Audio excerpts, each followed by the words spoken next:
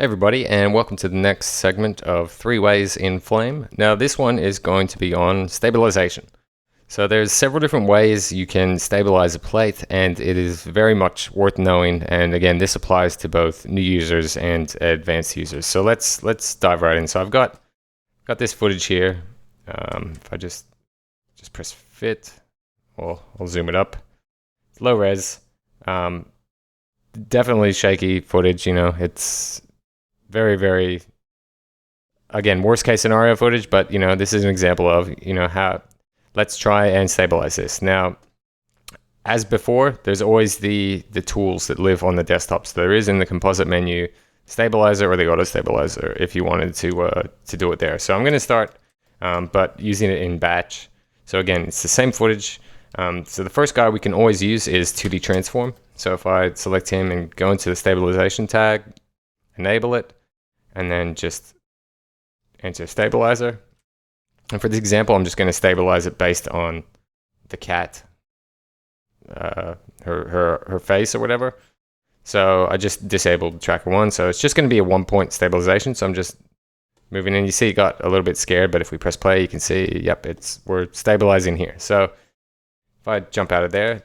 Now the other way is, again, in action, if we add a new input, just Control N, make that in there. And I'll just make this the same size as the background. There we go.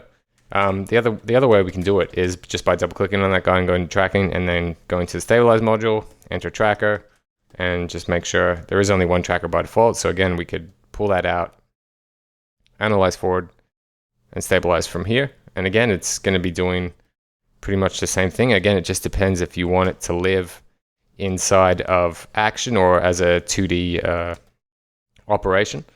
Now, the other thing to note too is if you're trying to get these two, if you've got a good guy here, but you wanted it to live in 3D space, how do you pass those values between each other? So if we go back to the stabilizer and go in here, and if we just save it, and we just call it, let's say TW or whatever, and save that and return out. And if we just get rid of that axis that had that tracking data and then add a new axis, this is the way to pass the data through. So if we went to stabilize and then just have to tell it to use media 1, sorry. If we went to that, again, that had keyframe, so I might start clean because it stabilizes different and the data actually gets applied to the image source and not the axis when you use that route.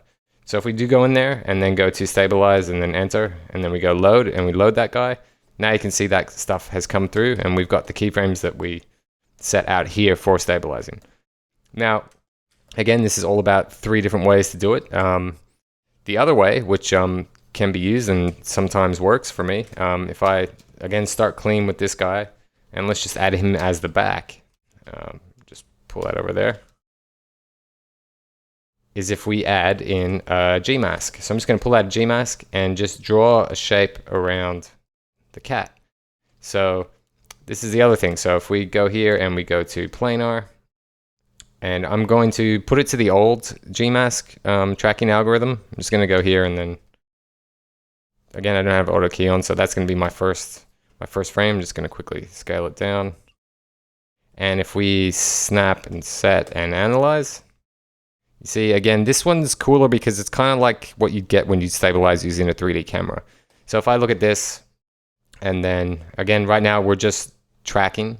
So all we have to do is just pull out that image, make this guy a child, and then with this guy, it's the handy new invert.